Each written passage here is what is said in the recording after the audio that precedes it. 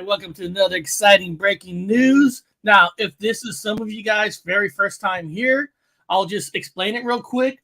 I don't try to do this all the time, but I'll explain it real quick. What the deal is we go to about 3 categories: Bigfoot, paranormal, UFOs, Mandela effect. Okay, 4 categories. 4 categories. We show some videos. Some are new, some are old. It doesn't matter. Why? Because if you're from the paranormal community, you might not see some of these older Bigfoots, some of these legends that were out there, or vice versa.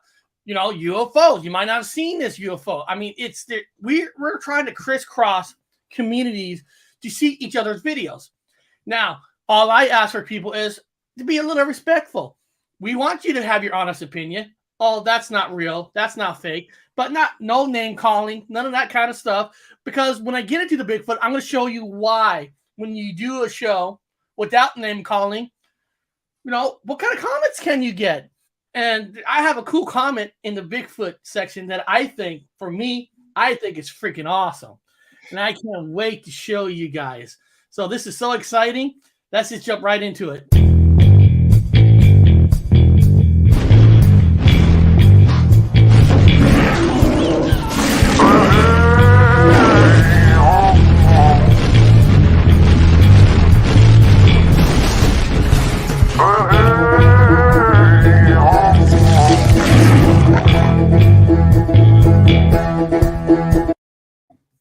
All right. Now, guys, why is it cool to be cool? Why is it cool to have a great conversation and not be jackasses and, you know, show some respect? I'll show you. I'll tell you why. Because you never know who's watching the show. You never know. I'm gonna share this comment. I'm gonna share this. Let me go here. There it is. Okay. Here's a comment that's from KRTV News. A news channel has put a comment and actually gave me the original report from 2018. Gave me a link. Okay? Now that's freaking awesome. A news channel. Because why? You know, I can't tell you exactly why they did it. Because we showed them some respect. You know, we're not here thrashing every video saying this is all fake or real or not. We have conversations based on the news footage that they're giving us. And to get a comment from a news channel, freaking that's awesome. And they sent me the link. I'm going to share the screen of the link that they sent me. It was about the DNA wolf from yesterday. Heck yeah. We did a show, KRTV, Great Falls, Montana. This channel's from Montana, so Great Falls, KRTV. I appreciate it. I mean, dude, you know, you don't know who's watching, right? The wolf-like creature, and they actually have a little video here. So I actually downloaded the video to show this. It's only 37 seconds. I did a little shout out because I appreciate, you know, a news channel just saying, here's a link for some more information. You know, I don't need a thumbs up. I don't need a thumbs down. If you have a link to give us more information, if it's real or not, that is fucking cool. For sure. I respect it because Bob and I were a little skeptical of it and not picking them apart, but holding them to a standard. And they responded back, not scared, not trying to censor us, not trying to blackball us or blackmail us. I like it. I respect it. And it's really cool.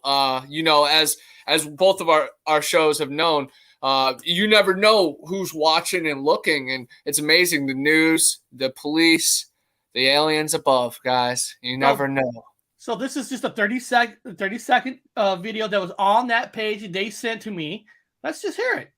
And state wildlife officials say the canine creature that captured the curiosity of the nation after being shot by a Montana rancher is actually a gray wolf. DNA from the animal, which was shot legally by a rancher near Denton over a month ago, was tested at the U.S. Fish and Wildlife Service Forensic Lab in Oregon. The lab compared the animal's DNA with thousands of other DNA samples, and the conclusion was clear. The animal is a gray wolf from the northern Rocky Mountains. Confusion about the animal might be due to the condition of the animal and the photos taken, but officials say physical variations aren't unusual in animals. Very cool. Little fast little clip. You know, we saw this yesterday, but it's kind of cool that they're sending information. And I respect that. And remember, the newscasters, you know, they're just reporting on what information is given to them too. So, you know, do they all know the 100% truth? Hell no. Nobody will ever know the exact truth because nobody works at the DNA place. We don't know what DNA they went through. They know who's working it or who's being told on the other ear, hey, that's actually created in a lab, but we can't let people know this. Or, hey, they could be 100% correct. But because everybody's cool, you guys are cool, people in the chat cool, they sent me a link for more information. Can't get better than that. That's dope. That is very dope. On that positive comment note, I woke up to one 10 hours ago. So that would put it at about 3 o'clock, 3:30. Dwayne Smith, D-W-A-I-N. That's how he spells Dwayne. I could make multiple jokes about that, how that's like the 4th tier spelling of that way. But he said, it really is not too hard. Spelled two wrong, you know, it would be T-O-O. He spelled it T-O. He said, it really is not too hard to get the ladies, buddy. Get a life. LOL. He commented out one of my Bigfoot videos when I was out there reporting on the flowing waters hooded Sasquatch. And that's honestly hilarious to me. And I love that people are out there that have minds like that, because that just shows that there's other people out there with just the equal and opposite. Just the same with your positive and that negative. With that negative, out there is my positive, and I'm going to keep running full speed at it. But if the negative is that weak, then it's hilarious to me. It's good. It's good content. It is. I love it. And guys, I will put that video link in the. It's not in the description right now because they just sent the text to me about an hour ago. So about a couple hours ago. So I'll put the link in. And if you guys get a free chance, go over there and give them a thumbs up and say, thank you for sharing. Because, hey, you never know. Maybe one day they're like, we got to get these guys on our news channel in Montana. Weirdest things happen, right? Oh, 100%. And it's pretty cool that Pine Island Research popped in right when it was right up in his neck of the woods. So very cool. Everything is correlated. Synchronicity is everywhere when you follow your destined path. Now, guys, this next video I'm going to show, it's a fun video. This is not a political view or not at all. So I don't like do political stuff. I don't tell medical advice or nothing. We play a similar kind of video like this before, where I love when sometimes when cities will do commercials, they actually have fun and they actually add a Bigfoot into a commercial. So this is what this is. This is about another social distancing. I'm not saying it's good or bad. That's up to you. But this is called Breaking News. Bigfoot finally captured on camera by SCTV in the city of Santa Clara's Central Park. And they're using Bigfoot in their video. I thought it was cute. I liked it. Here it is. Hi, I'm Lon Peterson with SCTV. I'm here live in Central Park in the city of Santa Clara as we've received multiple reports of Bigfoot sightings here at the park. Unfortunately, we've been looking around for over an hour with no luck at all. So apparently the legend lives on. Hey, look, Bigfoot! Oh my gosh. Let's go. I'll put fun, guys.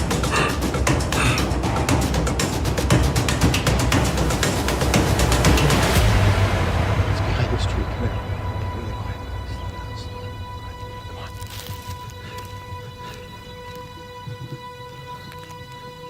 Oh my God, do you see him? Look, he's there. Look at. What? You've seen it here live first on SCTV, Bigfoot adhering to Santa Clara County's public health guidelines. Follow Bigfoot as we continue to practice social distancing to stop the spread of COVID-19. Visit santaclaraca.gov/coronavirus. Okay, guys, I'm not taking no political views, but I just think it's kind of awesome that they use Bigfoot in some of these places. And I think that it shows that Bigfoot is on a lot of people's minds, even when they try to create commercials and stuff. Hey, why not use a Bigfoot? So, I think it's a positive. Even though you might not think what they're doing is positive, I think just doing a commercial using Bigfoot is a positive. It's like, when the Sonics had the Sasquatch as their mascot. What the Sasquatch has to do with Seattle Supersonics basketball. perfectly means nothing. But in the everything. era, it represents the area that we're in with the Bigfoot. I think it's all positive. It means everything, man. Gary Payton, Sean Kemp, Seattle Supersonics. These Sasquatch are supersonic. And if the NBA knows that, then all these researchers better know that. And Uncle Bones, I said neck of the woods, bro. That's the neck of the woods. Just like Louisiana and Georgia's, my neck of the woods is everywhere towards Ohio's my neck of the woods too. But you know what I mean. Yeah, like I said, I was just having fun. So, I'm not trying to get nobody's political views. Now, this next video clip is basically, the legend Bigfoot came from, Willow Creek. That's the big legend. What does the town do after a legend? So here's just a little news channel. Why Willow Creek is the gateway to Bigfoot country. I like seeing towns where there was legends of Bigfoots and what do they do about it. So this is kind of another good kind of a feeling, kind of a deal. Some have heard it rustling in the bush or caught a glimpse of it behind a tree. Others have stumbled on footprints or clumps of hair. Evidence of a mythical creature have been found all over the Six Rivers National Forest, but if you really want to see that evidence up close, you'll find it at the intersection of Highway 96 and 299 in Trinity County. Welcome to Willow Creek, the gateway to Bigfoot country. I love it. Bigfoot on the front. If you talk to just about anyone in Willow Creek, there's a pretty good chance they can tell you a Bigfoot story. He saw a Sasquatch come up and he was totally freaked out. I've heard stories and from, reliable people. I've never seen him personally, but they've never proved he doesn't exist. The reason that sightings or evidence of the elusive creature are so prominent in this area is because of the Patterson film. The Patterson film gave a full-bodied moving image to the myth and legend. For copyright reasons, we can only show you images from copyright the does film, mean but everything. Chances are you've seen it on TV or the internet before. Roger Patterson and Robert Gimlin recorded the iconic Bigfoot film back in 1967, just outside Willow Creek. It was along Bluff Creek in the Six Rivers National Forest. Just long enough to burn that image into your mind, so it never really went away for a lot of people. Steve Stroyford is the owner of Bigfoot Books, and he's one of the many Bigfoot researchers in town who actively search for signs of Sasquatch. I might have seen one, I don't know. There were things that happened in the woods that were hard to explain. Steve says the Patterson film is one reason he moved to Willow Creek in the 1970s. The other reason is the continued sightings and abundance of evidence collected in the area. This was the original cast from Bob Titmus at the Patterson film site. An entire room full of evidence can be found at the Willow Creek China Flat Museum Bigfoot collection. So this is the holy grail of that museum. Of Bigfoot research. Yes. Heidi Johnson is one of the docents at the museum. She says the Bigfoot collection is one of the main attractions in town, and researchers from all over the world have donated artifacts, pictures, castings, and even Bigfoot memorabilia. Everybody enjoys the museum. They enjoy Bigfoot. I just hope that nobody ever catches him. Catching Bigfoot is actually a real possibility around here, at least for Bigfoot hunter Larry Wadsworth. I got a Humboldt County Sasquatch hunting permit. You got a permit? So I can hunt the sucker. He's got a permit. Larry set up camp just north of Willow Creek. He's not here to kill Bigfoot. In fact, he needs the hairy beast alive to collect a $5 million reward. There's a lawyer in Oklahoma that's putting up $3 million, and then there's two separate private families. They're putting up $1 million each. Bigfoot attracts thousands of people just like Larry to Willow Creek every year in September. And there's no non-believers out there, people? There's no non-believers? It's the whole town. All the businesses kind of adopted this Bigfoot as their mascot. Bigfoot is everywhere in Willow Creek, on the walls of the hardware store, at the local motel, and even several restaurants.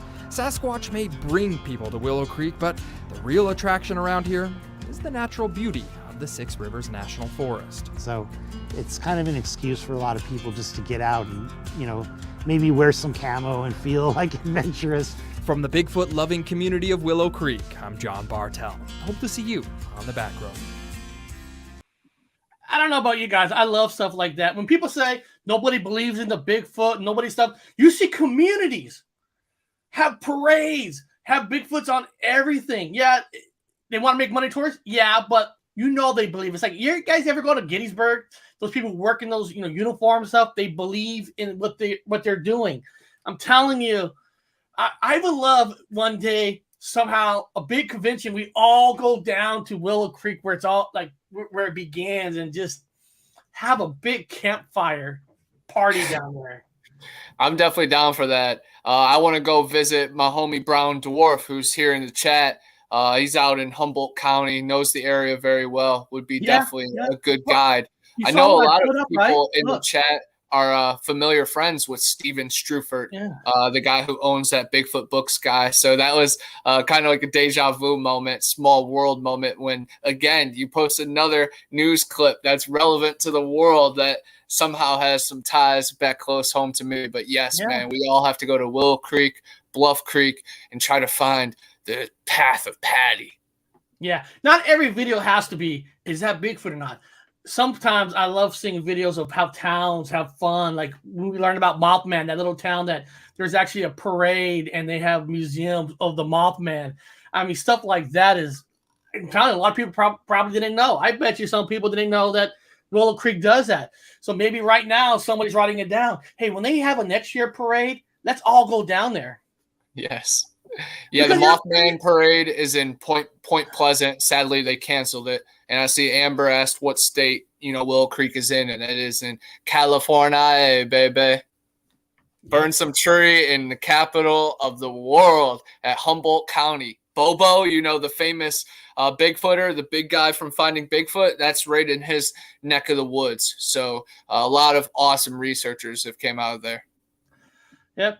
And eventually, we hope sometime in the future that everything does kind of get back to normal. So every parades are done every year at a certain time. You know, everything is so unsure. You know, if they're still going to have it or not. I think the Mothman Festival getting canceled was them jumping the gun way too early, them being way too fill in whatever negative adjective you want to do.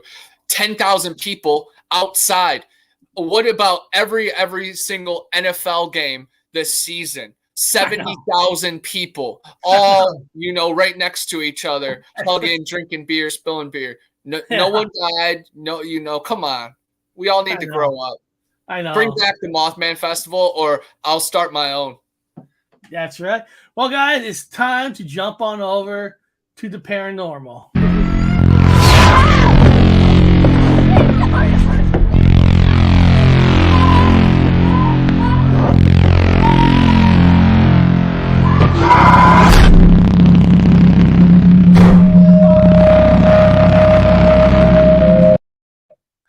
All right, now this one might be a little long. It is about 4 minutes. So I'm only going to do one video in the paranormal, but it's called Ghost Train, Paranormal Mystery Behind Historic North Carolina Train Crash. So apparently there was I'm not from that area, so I do not know about the North Carolina famous train crash. Apparently there's a thing called Ghost Train. So there's a mystery behind historic North Carolina train crash. So if anybody in the chat that knows something about this story, please, when you watch this video, please put something in the chat and let us know more about it. I don't know if Connor has ever heard about the Ghost Train in North Carolina. Not that I know. Well, let's find out.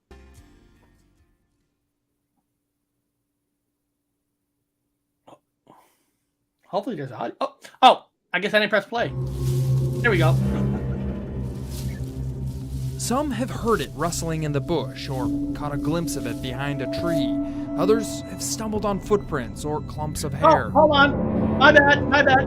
Evidence Bigfoot of a mythical... lurking in the repeat button. My bad. Man, okay, it's one of those days. Piedmont and rolling mountains are thousands of miles of railroad tracks. And since the first train connected Wilmington and Weldon in the early 1800s, legends on the rails have left a mark of mystery on the imagination of many. Well, tonight, Chief Transportation Correspondent Hawker Vanguard has a black and white Halloween story sure to give you the Carolina creeps.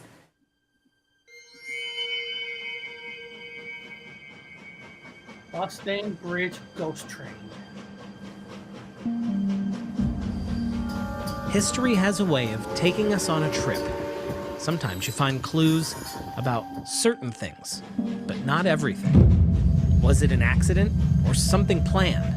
130 years later, and people are still trying to find the answer as to why train number 9 lies at the bottom of Third Creek. Coal-fired steam locomotive operating, at track speed, blowing the whistle, the smoke, coming from the locomotive. Marcus Newbacher with the North Carolina Transportation Museum says some things we know for sure. It was August 1891 at about 2:30 in the morning. Train number 9 pulled out of Statesville Station behind schedule on a trip that would end short of its final destination. They wrecked on the Boston Bridge, which went over Third Creek. The accident killed 22 people as the train plummeted into the creek down below. From what we know, the survivors walked back to Statesville and reported the horrible accident.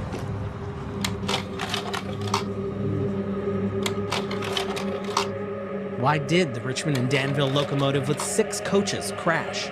History books have one way of telling the story. They said that there were some vagrants along the line, and that they had removed some of the spikes that hold the rails together. Later on, it was determined that the railroad line was in financial trouble, and it may have been some sort of attempt to collect insurance. But it wouldn't be the last time people say Train 9 jumped the tracks on Boston Bridge. To the day, absolutely, to the day. Tina McSwain's passion is the paranormal. She's heard the story from 1891, but it's the story from 1950 that brought her and the Charlotte Area Paranormal Society back to the crash site.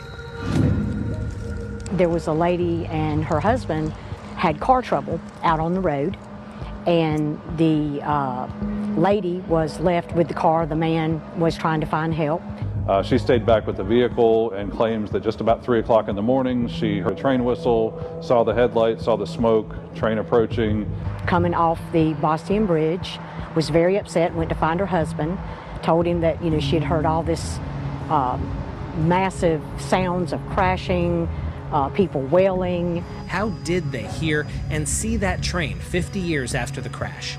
Tina says she doesn't know for sure, but wanted to find out if she could experience the same thing more than a century later. Because there's been so much unknown about the train crash, they didn't expect much. But the funny thing is, about 3:30, 3:35 in the morning, this great rush of wind came down the tracks, strong enough to blow out 2 candles that we had placed in the middle of the 2 rails. Could it have been a random breeze or a spectral locomotive? Maybe one of the 22 passengers who never made it out of the creek. There are certain areas, due to the history or the geography of that area, can hold paranormal activity longer. The tales of the ghost train and the secrets it took with it when it launched off the side of Boston Bridge still captivate many more than 100 years after one of the deadliest train crashes in the Carolinas. In Statesville, I'm Hawker Vanguard. That's a good story. Very tragic and sad. It is. And, I never knew this story existed. And I thought it'd be kind of cool to show, because if you live in that area, now you got a place to say, hey, let's go check out that train crash. Let's do some investigation. Let's do a voice box, a session, right, and all that. So I'm hoping that somebody from that community right now saw that and say, hey, let's go there. Let's do a voice box session. I hope we inspired that. Hey, there's a good chance of it, 100%. When you spread your wings, you find out people are very close to it. As you saw, Santa Clara earlier, Bree from Abducted by Aliens, is right around the corner from there. So it's amazing, just spreading your wings and telling your story could bring people closer to theirs. And isn't it amazing? There really is a lot of stories out there that we just don't know about. That's kind of famous, about the famous ghost train, and we just don't hear about it. I mean, it's almost like you can make a movie out of it. 1891, the ghost train, or what really happened, the mystery. Was it for insurance reasons? Was it a ghost? Was it, I mean, Who knows, right? That's how it starts, man. Just an idea, and then it transcends into so much more. There's a story right by my house in Northeast Ohio, River Styx Road, about a flaming train as well going off the tracks. So I think that was a somewhat common story, but this one is very special. How it might have been an inside job, or they blamed it on homeless people taking out the spikes. Maybe it was paranormal, of course, and then the fire train coming back. That's just residual energy. That's what I think. And guys, people, if you got stories that you think I should tell on this channel that's in your area, let me know, and I'll try to do some research. Or if you guys could do me research, give me a link page to a website page. You know, I'll talk about the stories that's in towns. You know, I got to find them just like you do. But if you live there, that's half the battle right there. But guys, it's time to leave the paranormal and check out some UFOs.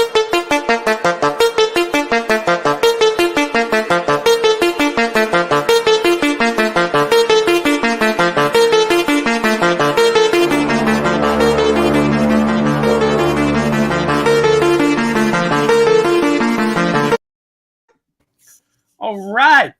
Now, yesterday I played something that was actually on Fox News, and they actually have another one that's called U.S. has been tracking UFOs for 70 years. You know, so sometimes I like to hear what does a national channel say about certain things. You know, I think the Fox News one we showed yesterday was either paranormal or a Bigfoot. I can't remember, but this one is actually in the UFO. So, no, it's paranormal. It was the Ed Lorraine Warren, the researcher. So this one is actually in the UFO section of Fox News.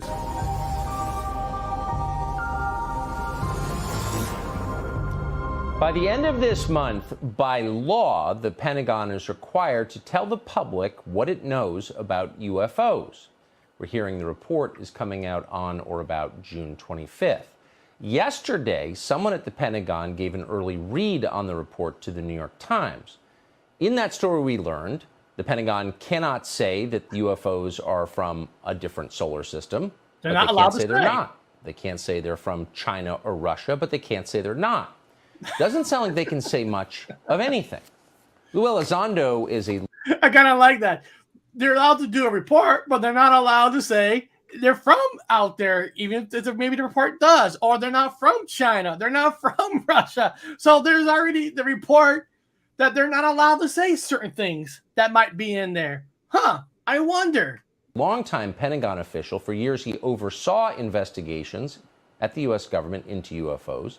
He's left now. He and his organization Skyfort have obtained a government document that proves the advanced Tic Tac UFO has been tracked by American military intel services for at least 70 years. That's much earlier than we thought. Lou Elizondo joins us tonight. Lou, thanks so much for coming on. Tucker, always a privilege. Thank you. Thank you. I want to ask you about this document first before I ask you about the upcoming report. What is this document you've obtained show us? Well, this is a document that was obtained through the Freedom of Information Act, and it demonstrates quite clearly that we have had issues with these, if you will, these UAPs or UFOs in the vernacular for at least 70 years, at least since 1950, probably earlier. And this is official U.S. government correspondence. This isn't some eyewitness report from a civilian.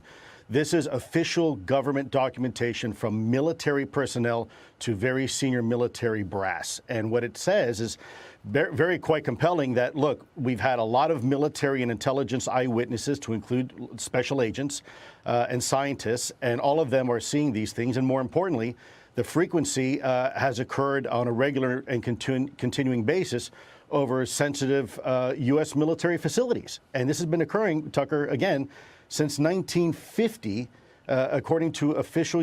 And if you notice, you know, the guy's speaking, he's talking about, you know, doctors and military have seen this, but he doesn't talk about the common people, you know, the regular people. Like we don't even matter, you know, it's only somewhat real if it comes from people in their sectors. You know, if you guys didn't catch that, I was catching that not mentioning about us down here, you know, things we've seen. U.S. government documentation. So think about that for a minute. when we talk about that on the backdrop of this recent revelation that the U.S. government has finally admitted that this is not some sort of secret U.S. technology. Well, okay, that's great. We already knew that. But now there is some wiggle room to say, well, maybe it's some sort of foreign adversarial technology. Well, here's the problem with that theory, because we know that the Russians, after the Berlin Wall came down, they shared a lot of information with us. There was this 5-year period or so, this new romance between us and Russia, where they shared a lot of their UFO information with us. And by the way, they were seeing exactly the same thing in their skies that we were. So we're sure it's not Russian. So then really the only other country that could possibly be would maybe be China. Well, let's look at that for a second, Tucker, because you're talking about a country that for 70 years has kept this technology that was at least 1,000 years ahead of us, kept it secret, was able to employ it against us all the way. I'll have the link because it is pretty long, but sometimes you got to even ask yourself, okay, so they're holding on this technology for 70 years. Who told him that? Who's going to allow him to say about this technology? How did he know that there was a 5-year thing with Russia? I mean, if this is true, I'm not saying it is or not. If it is true, and there is technology that was hidden from people, I don't think that would be allowed to be out on a big, huge network like this. Maybe it is. I mean, I don't know. I don't know. What do you think, Connor? You think on Fox News they're going to release that big information, how technology was hidden from us? Well, we know there's hidden stuff from us, but saying it to the public. It all comes in spurts. I think it's a little bit of damage control. But yes, they had to come out with it before all the people on the underground were coming out with it, because the Freedom of Information Act, a lot of people have been pressing their neck to the government and getting all these documents for medical freedom, Bigfoot, and UFOs and UAPs. So again, they're trying to hop on front of it, so. I think, Tucker Carlson is definitely a little ballsy compared to most media guys, but he still is, good friends with a lot of Epstein's people and Ghislaine Maxwell. Again, it's all their club. Like you said, we're not even in it. But again, it's very interesting stuff. $1 million club on the mainstream. The $1 million club. You're right. I mean, Tucker does get a little bit more out there, but he's still part of that $1 million club, and they don't want to lose their job, $1 million. So, I'm sure they're told how far you could go with it. But hey, us working with Russia, that's of course. Come on, every country governments somewhat work with each other and share. That's not a secret. Now, will they share big time technology that can destroy the other side so you can win wars? That part is not shared. Okay. No matter what, at the end of the day, every country is thinking about going to war with the other country.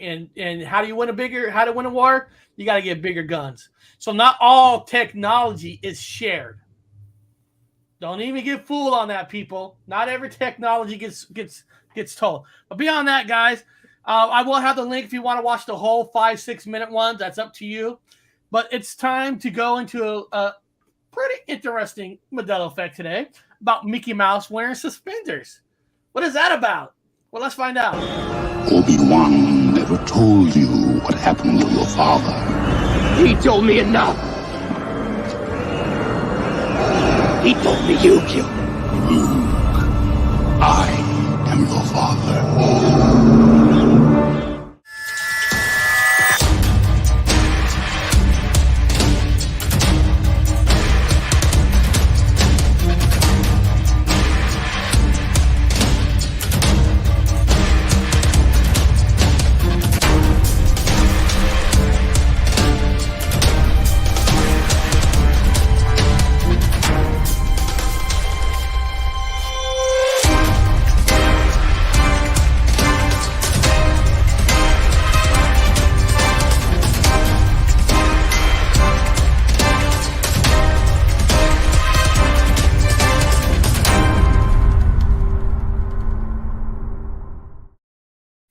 All right.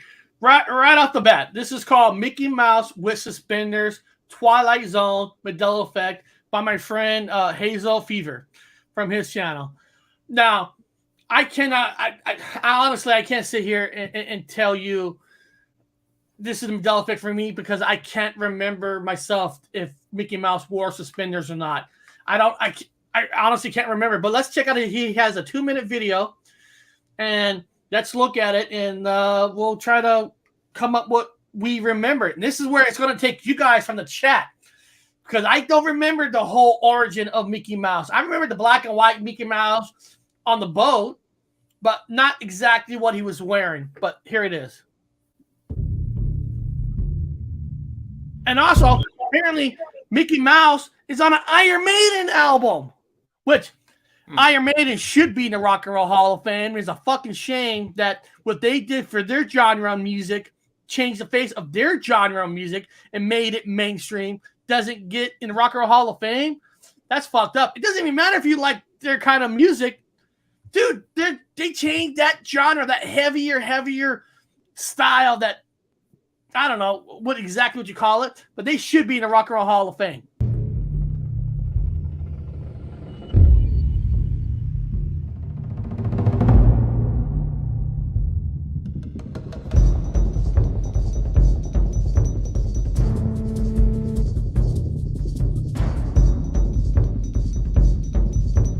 This picture of him wearing red suit and suspenders.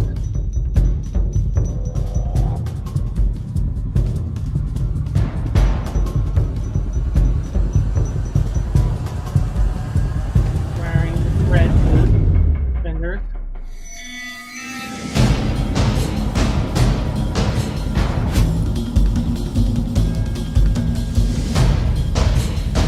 The Twilight Zone album by Iron Maiden has Mickey Mouse in it. He'll do a deeper picture. It is weird to see Mickey Mouse on an Iron Maiden album. That's true.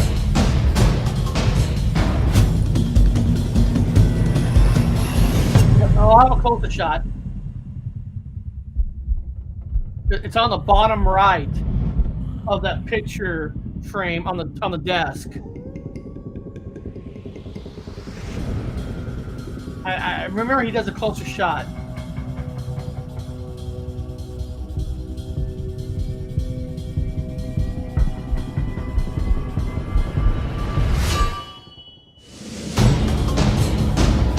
Making it a closer shot, or maybe it was me making it a closer shot.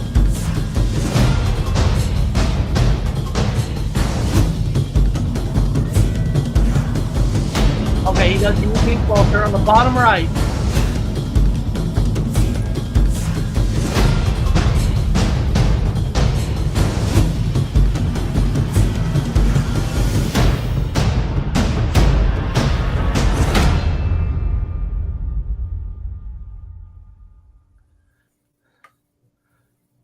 I mean, it's weird to think about it. I mean, I can't remember Mickey Mouse wearing a red outfit with suspenders. I mean, it doesn't mean he hasn't. I know, I didn't follow Mickey Mouse like other cartoons, but anybody in the chat, Connor? I mean, you guys have any memories of Mickey Mouse wearing a red suit with suspenders? I have a blurry memory of him.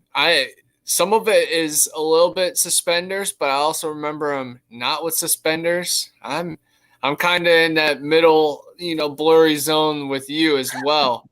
I wasn't paying too direct attention to him, but I also know there's many variations of Mickey Mouse, so I'm sure we've probably caught eyes of both. What I really was looking at in that last picture on the Iron Maiden was what was that other claw that was climbing up the other side of that dresser, because it was coming for Mickey. And it is weird that, of course, Iron Maiden is known for the mascot Eddie and all that. And did they get it's hard to imagine Disney giving Iron Maiden permission to put the little Mickey Mouse, unless that version of Mickey Mouse on there is not copyrighted, or maybe they said that's not Mickey Mouse. I mean, it's hard to say, but it is weird, right? Because Iron Maiden, maybe now they will, because times have changed. But when that album came out, people, in the public call that devil's music. And Disney is far away from any involvement, anything that might be considered devil music. So it is strange to have a little Mickey Mouse next to a picture of Eddie by that picture. So that's I never. Now, don't get me wrong. I didn't get no. I do look at album covers, but maybe that one just passed me by. That little Mickey Mouse on the right-hand corner. It took me a while to see it, but it didn't take me a while to figure it out because those who are into conspiracies know about Disney. Disney is the hub for all dark and paranormal. I like what Monster Radio says here. I think Mickey looked different enough where Disney just allowed it. It could, yeah. Or they didn't feel like it was worth, paying the money to copyright them, to force them to take it off or give them a piece of the pie. Maybe they didn't want that kind of publicity, But it is interesting, right? Maybe the Iron Maiden guys have some blackmail on some Disney employees from some late nights, white powder in the hotel. Yeah. So I thought that was kind of cool. Like I said, not every Mandela effect is an effect for me, but I love showing it anyway because I want to hear people from the chat. Because you might have a total different memory saying, I know Mickey Mouse from the beginning to the end. He never wore a red suit with suspenders. Could you pull up some modern pictures of Mickey Mouse and we could just see, different takes on him? Mickey Mouse throughout the years. Images. Okay, let me let's see here. Let me share. That's a good idea. That's a great idea. Let's see here. And a handful of us have met Mickey and Minnie Mouse, at Hollywood and Orlando, and sometimes even at our hometowns they appear. Oh, here's a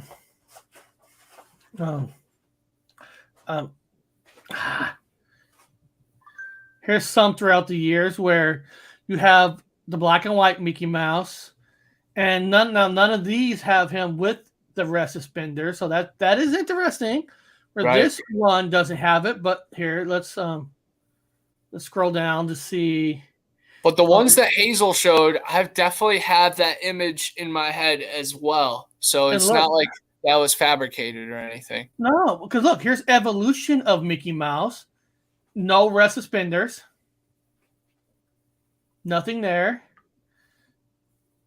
So what I love about what he did was it does make you think.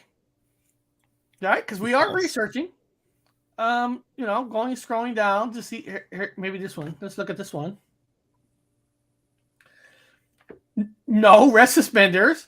And he shows a picture in his clip of Mickey Mouse on that, the tree growing bushes, and it has the red suspenders. Like, why would you have that and not anywhere? But I'm scrolling. I'm still trying to find one.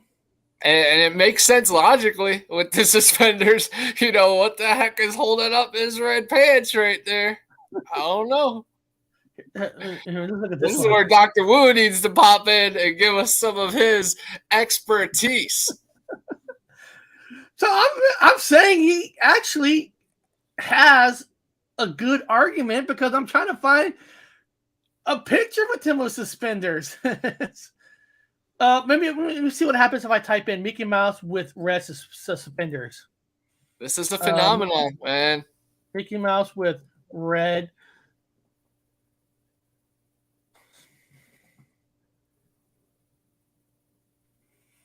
That's a joke kind of a one. That's not, but that's not. Here's a red and black, but that's a modern day doll. That's not. See, what I'm getting from this is YouTube and Google aren't like direct, they censor it, of course, because somehow you have to get into whatever images he was finding. And I know they ended up being put on YouTube, but I'm sure it's hid behind the algorithm. But on Google Images and Bing and any of these other main search engines, they hide it. It's like they're hiding the timeline. That's a good one. I give them full credit on that. So, hey, guys, tomorrow night Let me share this page. It's going to be my opinion. It's going to be a killer show. Is there a connection between Dogman UFOs with Renity Para Cryptid Research, Bigfoot Anon, Dr. Wu, and of course myself? That's going to be my opinion. It's going to be a kick-ass show. That's tomorrow night, 8 p.m. Pacific time. So on the East Coast, of course, that'll be 11 a.m. Here's the link so you guys can, click on it, put the bell on it, because I really believe it's going to be a kick-ass show, because we got to find out if Tex or Dr. Wu is who they really are. I think they're clones. They look too close to like each other. I think they were abducted by aliens or something, and maybe they were both ejected with the same DNA, and they have some traits of looking the same. We got to find that out, Connor. We got to find 100%. that out. I got my own little personal Mandela effect or weird synchronicity, deja vu, because Bigfoot Rob has that vibe, man. I feel like I've known him for longer than, this Bigfoot community. So I don't know if I've passed him by when I was up in Bowling Green in the Michigan area, or maybe I saw him on TV. Maybe he's a hitman. I don't know. So I'm going to be figuring out that too. Or maybe he's just got one of those faces, and maybe he was part of the Teamsters or something. I have no clue. Yeah, you never know. So guys, come tomorrow night. It's going to be kick-ass, and I'll bring back another breaking news on this Thursday. And beyond that, guys, it looks like I got to go order some pizza for the wife for her lunch. She wants some pizza, which I'm all for pizza and all that. But right before we go, Connor, what do you got coming up?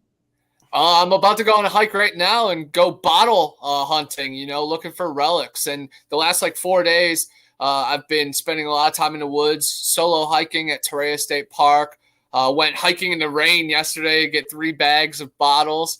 So I'm addicted to it. So I'm going to go back tomorrow again after today. So I'm just going to keep the marathon going.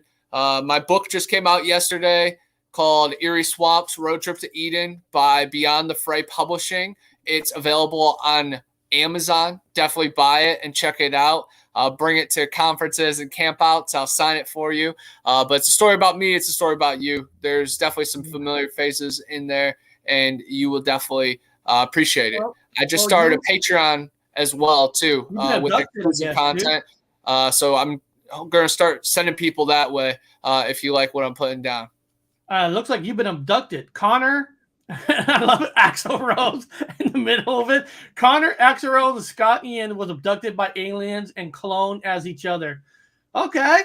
I never thought of you looking like Axl Rose. I'm going to have to put a picture of you and Axl Rose together and evaluate it for tomorrow's show. That's a good one, Skunk Ape from Off Grid.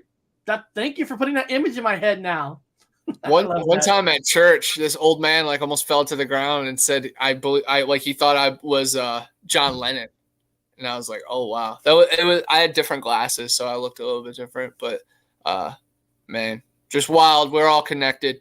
If you see those pictures of Keanu Reeves, Nicolas Cage, Jared Leto as vampires in the 1700s, things get super weird.